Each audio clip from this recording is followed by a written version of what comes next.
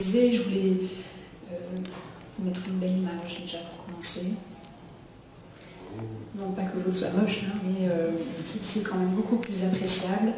Il s'agit d'une représentation de la manufacture peinte par Jean-Baptiste Huet, qui était le dessinateur officiel de la manufacture durant une bonne partie de son activité. Et donc on voit l'ampleur du site. Il s'agissait d'un des premiers sites que l'on qualifie de proto-industriel au XVIIIe siècle. Et donc le musée de la toile de Jouy est situé à Jouy en Josas, là où se trouvait le site de production de la toile de Jouy, mais n'est pas installé dans les locaux de la manufacture, puisque tout a été détruit. Elle est installée dans le château de l'Églantine, qui était l'image qui précédait. Donc un château 19e, pavillon d'habitation, transformé en musée. Donc le musée de la toile de Jouy est dédié à la présentation de l'histoire, des techniques et des arts liés au textile imprimé appelé toile de Jouy, qui est une appellation dont on explique en fait l'histoire, puisque c'est un mot qui s'est progressivement installé dans les arts décoratifs et qui désigne un art décoratif aujourd'hui. Et l'histoire de la manufacture, c'est donc celle est extrêmement liée en fait à la trajectoire, à la vie d'un homme, Jean-Christophe Philippe Oberkampf. Vous connaissez bien ce nom pour la station de métro sur la ligne 5, qui est donc en fait dû au nom de cet indienneur qui a eu une trajectoire de vie donc assez impressionnante, puisqu'il était un jeune immigré protestant d'origine germanique venu en France et qui en quelques dizaines d'années a monté une des plus grosses entreprises de France et a été anobli, à qui on a décerné la Légion d'honneur. Donc très vite il a figuré au panthéon des grands hommes, en tout cas au XIXe siècle, mais surtout il était un entrepreneur de génie, si on peut le qualifier ainsi. Dans tous les cas, tout le monde connaît la toile de Jouy, en tout cas a une vague idée de ce dont il s'agit, à savoir ces toiles à personnages. Et le musée, bien sûr, est un musée avant tout textile, mais bien sûr conserve tout un tas de collections pour retracer cette histoire et représenter l'art de la toile imprimée. Il s'agit donc d'une collection assez éclectique et c'est ce qui fait toutes les contraintes en termes de numérisation de ces collections, et qu'il nous fallait du coup des sociétés qui imaginent, qui innovent en termes de prise de vue. Alors une collection qui est avant tout technique, c'est un tout petit fond chez nous, mais qui représente une certaine difficulté, alors non pas pour les objets que vous voyez ici, qui sont des outils de graveur et des outils d'impression, mais je pense notamment aux plaques de cuivre, donc avec des reflets métalliques, des aspérités, etc. Donc on a un petit fond comme ça qui présente quelques contraintes, mais ça reste encore maîtrisable. Nous avons un grand fond, j'ai pris quelques chiffres pour vous donner une idée. Nous avons un grand fond d'art graphique qui représente presque 10% de nos collections et qui sont donc en fait des maquettes, des dessins et ce que l'on appelle des empreintes, donc en fait des BAT avant impression sur étoffe. Nous avons donc surtout du textile, comme je vous le disais, puisque le musée conserve la production de cette manufacture, et donc nous partons en fait d'échantillons jusqu'à des grandes parures de lits en 3 dimensions. Donc en fait on passe de tout petits fragments à des grandes toiles en 2 dimensions, puis à la 3 dimensions, puisque ce sont des textiles assemblés qui nécessitent d'être mis en volume pour être compris. Cette fois-ci, pour vous donner quelques chiffres, juste le fond des échantillons représente 40% de nos collections. Ça représente un gros volume en termes de nombre d'inventaires, mais finalement très peu en termes de place. Mais il s'agit d'un très grand répertoire de la production de la manufacture, qui d'ailleurs, je ne l'ai pas précisé, a été active entre 1759 et 1843, donc sur près d'un siècle. Et je vais vous dire du petit échantillon jusqu'à une parure de lit. Bien sûr, donc des toiles en 2 dimensions de différentes grandeurs, que ce soit des grands pas d'emport, juste des panneaux ou des fragments issus d'ameublement, mais aussi du costume, puisque la manufacture produisait des indiennes pour l'ameublement, pour le meuble et pour la garde-robe. Et ceci nous amène, puisque je vous le disais, toile de Jouy est une appellation désormais installée dans les arts décoratifs et qui désigne un type, une impression, une convention du dessin et une certaine méthode. La toile de Jouy, en fait, est restée dans les mémoires et a perduré, a continué à être imprimée au XXe siècle, parce que les fonds techniques ont été rachetés par d'autres indienneurs au moment de la fermeture de la manufacture. Et donc, désormais, on reproduit, on recrée de la toile de Jouy. Et donc, bien sûr, le musée conserve les traces de cette mémoire collective et de cette continuité au XXe siècle. Et donc, nous le faisons à travers des objets de mode contemporains ou des œuvres d'art réalisées en toile de Jouy. Et ça peut aller jusqu'à... Je ne voudrais pas faire pâlir nos chers prestataires, mais bientôt nous allons avoir une voiture tapissée en toile de Jouy. Il faudra équiper une voiture. Oui, c'était pas encore dans le cahier des charges, mais ça va venir. Voilà. Donc des objets propres à un musée d'art décoratif, un musée technique, un musée d'histoire. C'est l'image qui vient, puisque, donc je vous le disais, le musée est très lié à l'histoire de Christoph Philipp Oberkampf. Et donc on a un énorme fond de papier, de correspondances, d'objets familiaux, issus qui nous a été légué par les familles souvent, et qui nous raconte l'histoire de la famille Oberkampf et de ses descendants. Et je pense que mon PowerPoint s'arrête là, n'est-ce pas? Ah oui, donc je voulais vous montrer de la dernière acquisition, on en est très fiers. Un dessin préparatoire pour de Louis-Léopold Boilly, qui a donc dessiné la famille Oberkampf que vous voyez ici. Donc un fond historique et surtout papier et tableau. Voilà. Et donc je passe désormais la parole à Damien Tecla. Merci. Bonjour à tous. Je vais parler un peu moins fort du coup. Juste rapidement, pour me présenter, Damien, ça fait 19 ans que j'ai la chance de travailler chez Arcanum et j'ai pu voir pendant 19 ans l'évolution des technologies de numérisation et j'ai eu la chance de toucher un petit peu à tous les métiers, opérateur, traitement d'image. Et c'est vrai que quand l'appel d'offres du musée de la toile de Jouy est sorti, ce qui frappe dans un premier temps, c'est on va dire la complexité, mais également Alexia en a parlé, la diversité des fonds. Voilà. C'est vrai que par rapport à un appel d'offres habituel, et bien là on a un petit peu de tout. Des albums, d'iconographie, des échantillons, gravures. Apparemment on va bientôt avoir une voiture en tissu, c'est ça? Voilà. Des grandes toiles, alors des petites, moyennes toiles, mais également des très grandes toiles. Et voilà. Et, en lisant le cahier des charges et toute cette analyse, on dit effectivement on est sur un projet original et complexe de par la nature des fonds. J'oublie de parler, là je vous ai cité un petit peu, on le verra plus tard, je vous ai cité tout ce qui était numérisation à plat, mais avec Tribun, il y a également tout ce qui est numérisation de costumes, objets, etc. Voilà. Et donc vraiment dans cette approche, on est vraiment sur une approche patrimoniale du projet avec des documents très divers et également très fragiles.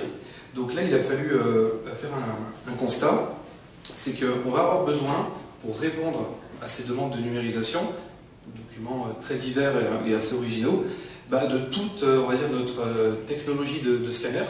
Je vous en présenterai quelques-uns après, mais également il a fallu aussi apporter tout notre savoir-faire, notamment au niveau des opérateurs de numérisation qui savent manipuler tous ces documents patrimoniaux. Voilà, juste rapidement, Arcanum, on fait beaucoup de numérisation de manuscrits anciens, 14e, 15e siècle. On fait aussi tout ce qui est gravure, plaques de verre, photographie. Voilà, donc c'est dans le savoir-faire d'Archimul, dans la compréhension des besoins, il y a vraiment toute cette manipulation de documents à avoir. Et voilà, c'est ce qui nous a permis de faire une première analyse. Et du coup, on s'est dit, clairement, pour être transparent, un projet comme ça sort il y a 10 ans. Technologiquement, c'est compliqué d'y répondre. Voilà. Là maintenant, on a ce qu'on appelle, vous voyez ici, tout ce qui est scanners patrimoniaux, qui va permettre de numériser tout ce qui est documents 2D. Donc là, on est plutôt sur tout ce qui est, vous voyez ici, tapisserie, petit à grand format, tout ce qui est album, d'échantillons, gravure, peinture, etc. Et de ce côté-là, donc ça c'est tout le savoir-faire de Trivin, ça va nous permettre de numériser tout ce qui est costume, avec phase de mannequinage, de prise de vue, et tout ce qui est objet. Alors, dans quelle est charge, les objets, ça peut aller de la petite gravure à le lit, parure de lit, etc. Voilà. Et du coup, dans notre analyse, on l'expliquera aussi un petit peu plus loin, on a essayé d'apporter aussi une touche, tout à l'heure Alexia parlait d'innovation, on apporte ces deux touches dans notre réponse commune avec Trivin, de prise de vue très haute définition, c'est-à-dire que sur des grandes toiles, on va faire des prises de vue de rapport très haute def, on parle de 300 à 400 dpi, je ne sais pas si la résolution vous parle, mais en termes d'agrandissement de l'image, c'est assez énorme. Et avec les technologies de Trivin, les très grandes toiles vont être en prise de vue en une seule fois. Voilà. Donc ça, on a essayé de le proposer pour que la toile dans son ensemble soit mis en numérisation et en fichier numérique. Et également, ce qui a bien plu d'ailleurs dans la réponse et dans l'innovation, c'est les prises de vue drones. Drones qui vont permettre des prises de vue au niveau du haut des objets, etc. Voilà. Donc voilà, l'idée c'était de répondre encore plus loin que le budget du musée de la Toile de Jouy. Voilà, je vais avancer. Donc tout à l'heure je vous parlais de technologie. Et bien, ce qui est important, pardon. Manuel, le PC, il est... Voilà, donc ce qui est important, c'est que depuis 30 ans que la numérisation existe, la technologie a énormément évolué. Voilà, maintenant on peut numériser du petit timbre-poste, de la petite diapositive, à la toile ou à l'affiche la plus grande possible. Voilà. On peut passer de documents reliés, déreliés, tout à l'heure je vous parlais de plaques de verre, de documents très fragiles. La technologie a énormément évolué et permet maintenant de numériser un peu tout. Voilà. Maintenant, depuis quelques années, on s'attaque aussi à la numérisation 360 et la numérisation 3D d'objets de petite ou de grande taille. Voilà. Donc c'est assez fabuleux et pour ce projet-là, toute la diversité des documents nous a amené à répondre avec plusieurs scanners. Donc ici, vous voyez, c'est ce qu'on appelle un scanner Digibook avec caméra linéaire et balayage. Donc pour vous expliquer un peu comment ça fonctionne, parce que j'imagine que vous n'avez pas vu ce type de scanner ou peu. Donc cette technologie Digibook, scanner patrimonial. Alors qu'est-ce que ça veut dire scanner patrimonial? Ça veut dire qu'on va capter toute l'information mais en protégeant le document au maximum. Ici vous pouvez le voir, on a une grande toile qui va être posée délicatement sur une table et la prise de vue, le scanner ne va pas toucher le document, mais le balayage va plutôt se faire par le dessus, de gauche à droite et de droite à gauche.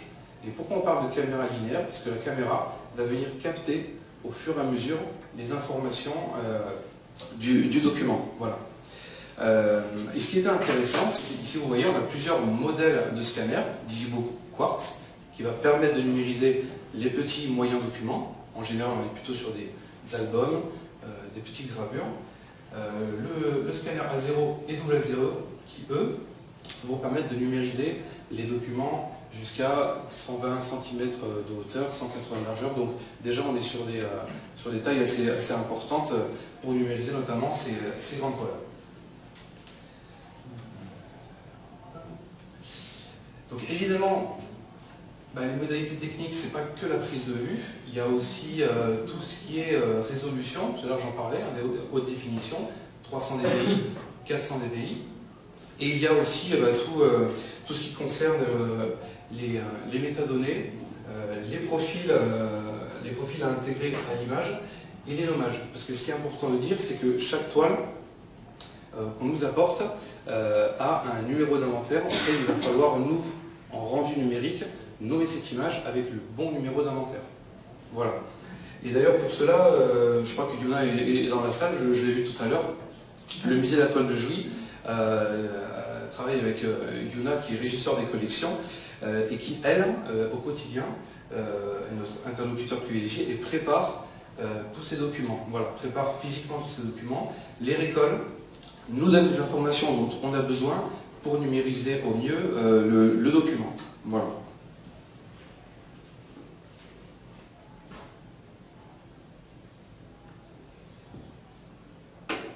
Alors, ce qui est intéressant dans ce projet, pour vous donner une idée un petit peu de délai, c'est qu'on est à peu près entre le 2D et le 3D sur 10 000 prises de vue. Voilà, environ. Et les 10 000 prises de vue, c'est 2 ans de projet, et quasiment, pour vous donner une idée, quasiment 9 mois hommes de travail. Là, je parle que de la prise de vue, puisqu'après, il y a toute la phase de contrôle, de vérification, d'import des métadonnées, etc. Voilà. Et pour vous donner une idée, un projet à peu près de 10 000 pages de registres à numériser, et ben on est plutôt sur une semaine de travail. Donc vous voyez un petit peu, on va dire, l'originalité et la complexité de ce dossier, c'est que selon les fonds, il va falloir être très précautionneux, donc numériser lentement, avec les scanners patrimoniaux que je vous ai montrés, qui sont des scanners qui ne numérisent pas en 2 secondes. Hein. On est vraiment sur des temps de scan d'à peu près 15, 20, 30 secondes parfois. Pierre tout à l'heure vous parlera des prises de vue, des maquettes, des mobiliers, etc. C'est vraiment un travail, voilà, de précaution qui est très long. Voilà. Et pour information, et ce qui nous a aidé aussi à travailler les délais, c'est qu'on peut travailler, les équipes d'Archinum dans les ateliers de Bordeaux travaillent en 2x7. Voilà. Donc ça permet de numériser plus longtemps sur une journée un nombre de pages important. Voilà. Ici, la photo elle est intéressante parce que vous voyez, on va passer plusieurs échantillons sur le scanner. Donc la prise de vue va se faire. Et ce qui est important, c'est que vous allez voir le travail après de recadrage. Tous ces échantillons vont être recadrés, nommés, etc. Donc voilà, on n'est pas que sur un projet de numérisation, il y a aussi toute cette phase après de traitement, de contrôle pour livrer les meilleures données numériques possibles. Donc une fois qu'on a eu la bonne nouvelle d'être tenu, voilà, vous pouvez voir nos beaux sourires. Il faisait très bon, on a eu la chance de faire la réunion technique dehors. Et une fois qu'on avait la notification du projet, il a fallu s'activer, se mettre en place. Donc il y a eu une première réunion de démarrage où là, tous les points techniques, organisationnels sont balayés. Hein, on reparle de dénommage, des résolutions, etc. Tout ce que je vous ai parlé jusqu'alors. Et après, le projet est lancé. Alors, ce qui est très important, dans tous les projets, on le fait, mais là, vraiment, la phase de test a été hyper importante parce que, vu la complexité du projet, la diversité des documents, il a fallu bien valider tous les points. La qualité des images, la lumière, les contrastes, les couleurs. Je me répète, tout à l'heure, je parlais de métadonnées, de nommage. Il a fallu valider tous ces points. Donc il y a eu quelques réunions passionnées, un petit peu, de calage de tous ces éléments. Mais au final, la première phase a été validée au mois de juillet. Et là, on est lancé sur plusieurs campagnes de numérisation. Donc ce qui se passe, c'est qu'en 2021, on est surtout sur numérisation des documents 2D. Et en octobre, on va démarrer, et Pierre vous en parlera mieux que moi, la campagne des costumes. Et en 2022, la campagne des numérisations d'objets. Voilà.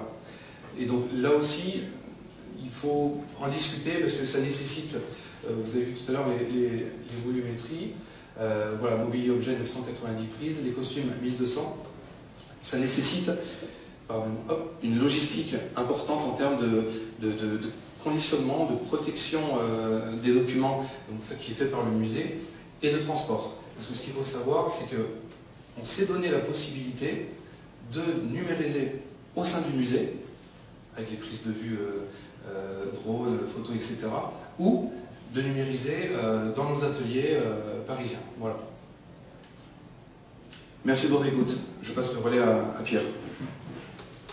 Vous pourriez mettre votre présentation ici? Oui, merci. Non, c'est pas ça, mais...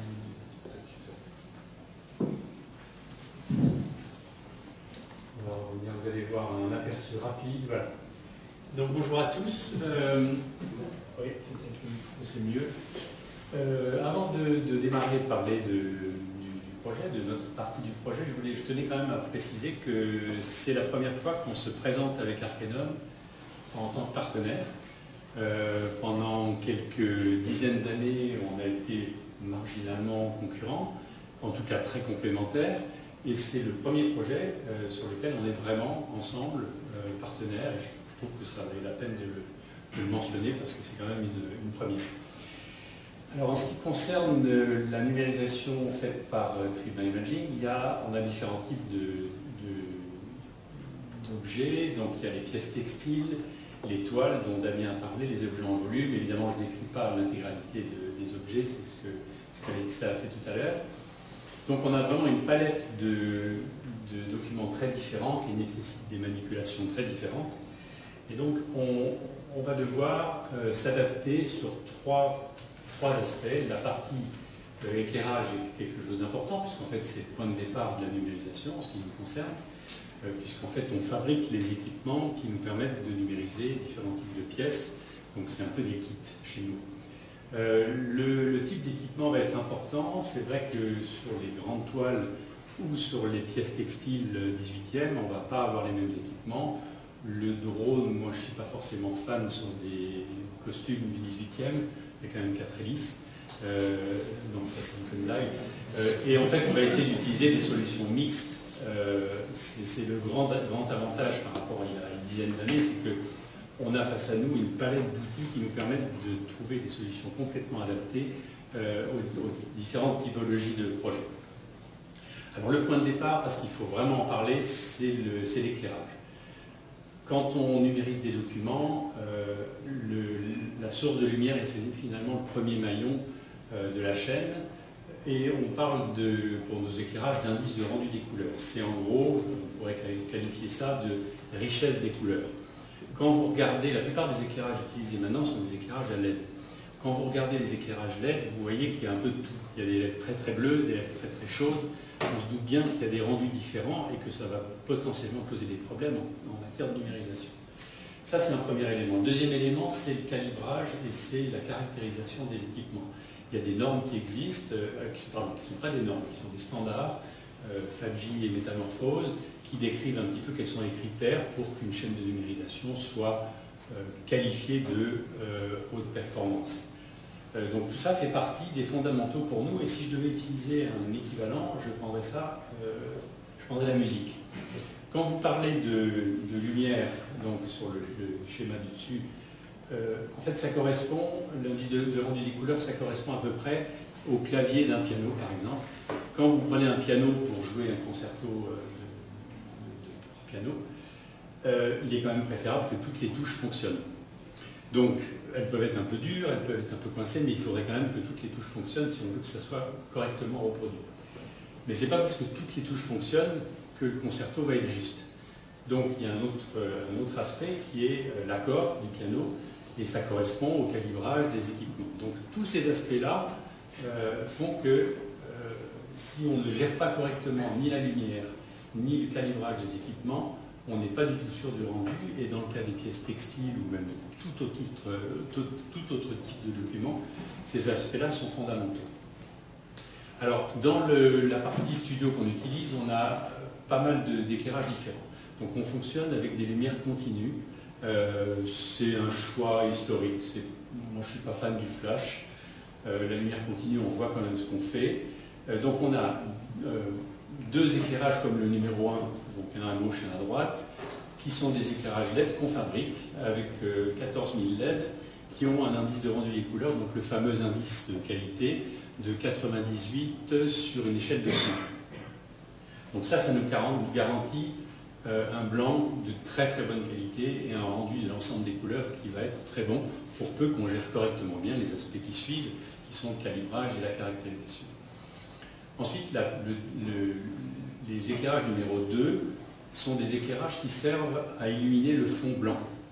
Parce que l'idée, c'est que quand on numérise une pièce textile, si le fond est suffisamment blanc et saturé, on n'aura pas de détourage à faire pour une utilisation où on aurait eu besoin de faire un détourage à la plume dans Photoshop.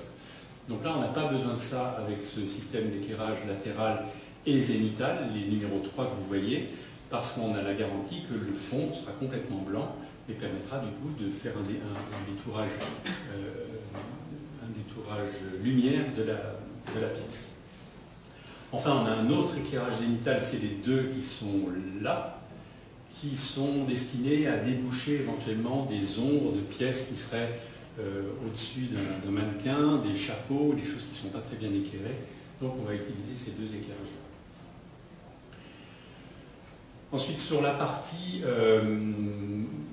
équipement, donc on a déjà un plateau qui va permettre de faire les prises de vue, les 6 prises de vue dont on a besoin sur les pièces textiles, avec des angles précis. Donc en gros, là on a 6 prises de vue, donc 60 degrés par prise de vue. Donc c'est un plateau qui est commandable. On lui dit je veux m'arrêter 6 fois, 7 fois, 8 fois. Il va s'arrêter au bon moment et il va déclencher, si on le souhaite, la prise de vue. Alors nous on ne le souhaite pas parce que entre deux prises de vue, on s'est rendu compte sur les tests qu'il y avait quand même des opérations de remise en forme du vêtement pour que les plis tombent bien. Donc on ne peut pas se dire ok, on met la pièce, on déclenche et on fait 6 prises de vue automatiquement. Malheureusement, on ne peut pas le faire là-dessus. Donc il y a un minimum de mannequinage évidemment au départ, et puis ensuite un mannequinage entre deux vues pour faire en sorte que l'ensemble tombe bien. Alors après, la résolution est importante. On est quand même assez vigilant quand on numérise des toiles ou des procédés comme ça très réguliers, parce qu'on va éviter évidemment des problèmes de moiré ou tout simplement des sous-résolutions. Donc si on mesure en fait entre les espacements entre les fils de chaîne, on est à peu près à 1/4 de millimètre. Donc ça veut dire que si on est à 1/4 de millimètre, il faut au moins que chaque pixel fasse cette taille-là dans le fichier qu'on va produire. Donc ça correspond à peu près à 100 dpi. Et les règles de numérisation font que quand on a une finesse donnée sur un objet, on doit numériser à 2 fois cette résolution. Donc en l'occurrence, il faut travailler à 200 dpi. La résolution choisie par le musée est 300, donc elle convient évidemment très bien à l'ensemble des pièces. Mais en tout cas, c'est un point qu'il fallait surveiller et les tests étaient faits pour ça également. Et on peut voir ce que ça donne par exemple entre les 3 vues qui sont là. Donc ça c'est le petit museau du chien qui est là. Donc on voit qu'à 100 dpi, en fait on a juste la résolution nécessaire, mais en fait on se rend bien compte que comme c'est pas complètement régulier, ça tombe pas toujours pile poil, donc c'est évidemment insuffisant. 200 dpi c'est pas trop mal, mais c'est pas aussi sharp que la numérisation à 300 dpi qu'on voit à côté. C'est pas très loin, mais c'est quand même pas ça. Alors, comme l'a dit Damien, la numérisation va être faite sur l'objet dans son intégralité et sur le rapport de dessin. De ce que j'ai compris, l'exploitation des fichiers numériques, une partie de l'exploitation va être de pouvoir réimprimer le rapport de dessin sur une toile ou sur d'autres objets. Et donc il va falloir travailler sur l'ensemble ou sur le rapport de dessin à 300 dpi. Le problème c'est qu'on peut avoir des difficultés sur les très, très grandes toiles. C'est ce qu'on va voir après. Le rapport de dessin, c'est un sujet qui n'est pas atrocement complexe, mais qui peut parfois être un peu délicat, puisque en fait, on peut avoir plusieurs rapports de dessin. Alors là, je regarde Anissa si je dis pas de bêtises. On peut avoir plusieurs rapports de dessin sur une même toile. Donc en fait, il faut que à chaque endroit, on retrouve le motif qui se répète. Donc ici, on retrouve ça, on va le retrouver ici. Donc on voit qu'ici, on a ce premier rapport de dessin rouge. Et puis on a le rapport dessin bleu. Le problème, c'est que le rouge, il a une lacune. Donc évidemment, on va éviter de prendre le rapport dessin qui a une lacune pour une potentielle reproduction. Donc ça, c'est un sujet qui est pas, auquel il faut être vigilant, mais qui est, pour nous, en tout cas, puisqu'on n'a pas l'habitude, pas forcément le plus simple. Alors finalement, pour l'objet dans son intégralité, quand on va dépasser la taille qui est supportée par les scanners, c'est Suprascan, Damien, c'est ça, donc qui est double à 0, on va passer sur une solution avec un drone. Sachant que le drone n'aura que 20 mégapixels, donc ce n'est pas un fichier monstrueusement lourd, mais on s'est entendu sur le fait que ce qui comptait, c'est que la vue objet d'une très grande toile soit prise dans son intégralité, même si ça n'est pas à 300 dpi, mais qu'au moins le rapport dessin soit lui à 300 dpi, pour qu'on puisse faire une exploitation par la suite. Donc les très grandes toiles, de toute façon à 300 dpi, feraient des fichiers qu'on ne pourrait quasiment pas ouvrir. Donc c'est ce choix qui a été fait. Donc finalement, les équipements à utiliser, c'est le Nikon D850 qui est un boîtier assez polyvalent de 45 mégapixels qui permet de faire en gros, si on a besoin, un rapport de dessin jusqu'à 40 par 60. Donc au-delà, ça doit passer chez Arcanum, ou alors sur un autre type d'équipement. Le plateau tournant électrique, et puis un ensemble de systèmes, donc le pied Cambo, qui est un pied très stable, mais néanmoins à roulette. Une rotule, la crémaillère, et puis ensuite le fameux drone, ou alors un rail, puisqu'on a également équipé le studio, c'est tout récent, d'un rail de 3 mètres qui permet en fait de faire plusieurs prises de vue et de les recoller ensuite. Parce que le problème des prises de vue multiples, on s'en était rendu compte sur les tests qu'on avait fait avec le musée, c'est que quand on bouge la toile, en fait c'est vivant, donc on va faire une prise de vue, on bouge la toile, on fait une prise de vue, mais au moment où on veut recoller les deux, la toile ne se comporte pas tout à fait de la même manière parce qu'on l'a déplacée. Là, dans le cas du rail, en fait, on a l'avantage de poser la toile une fois pour toutes et elle ne bouge plus, on fait les différentes photos et on peut recoller plus facilement. Mais a priori, ça sera plutôt fait avec un drone, sauf s'il y a des toiles qui nécessitent éventuellement des résolutions beaucoup plus élevées. Donc en fait, en synthèse, ce projet est intéressant parce qu'il fait appel à plusieurs métiers. Le premier métier, c'est évidemment... nous on n'en parle pas parce que c'est pas nous qui faisons, mais toute la partie préparation et mannequinage, puisque ça on le voit, c'est fait chez nous. La photographie traditionnelle, la reproduction fidèle des originaux, la gestion de la couleur sont tous les aspects classiques de nos métiers, mais ça fait appel à plusieurs types de compétences et surtout une mixité d'outils. Les appareils traditionnels, c'est les scanners à plat, c'est les appareils réflexes numériques, c'est tout ce qu'on peut imaginer comme type d'outils de reproduction, et les appareils sur rail, c'est encore autre chose, et les drones. Et donc, c'est un projet qui est pour nous, et je pense pour tout le monde, très intéressant, parce qu'il mélange en fait deux types de compétences en matière de numérisation, celle d'Arcanum et celle de Tribun, qui sont, comme je le disais au début, très complémentaires, et puis évidemment un donneur d'ordre qui n'est pas les plus simples, puisqu'il y a quand même des pièces assez complexes, et la voiture... on verra ce que ça va donner. Donc, en tout cas, c'est un projet très intéressant. Ça nous permet en fait de montrer que par rapport à il y a 15 ans, 10 ans, où on avait des équipements relativement monotones, c'est-à-dire c'est en gros des scanners à plat et pas autre chose, on est passé dans les années 2000-2005 au dos numérique, au réflexe numérique. Et aujourd'hui, on se rend compte qu'on a une palette d'outils qui est vraiment à notre disposition. Ça peut être les drones, ça peut être autre chose. Demain, on utilisera peut-être des smartphones. En tout cas, notre métier à nous, je pense, c'est d'être créatif et de trouver en fait toutes les solutions sur le marché qui nous permettront de répondre très précisément à la demande que vous avez. Et là, c'est un exemple, je pense, relativement intéressant. Voilà, merci.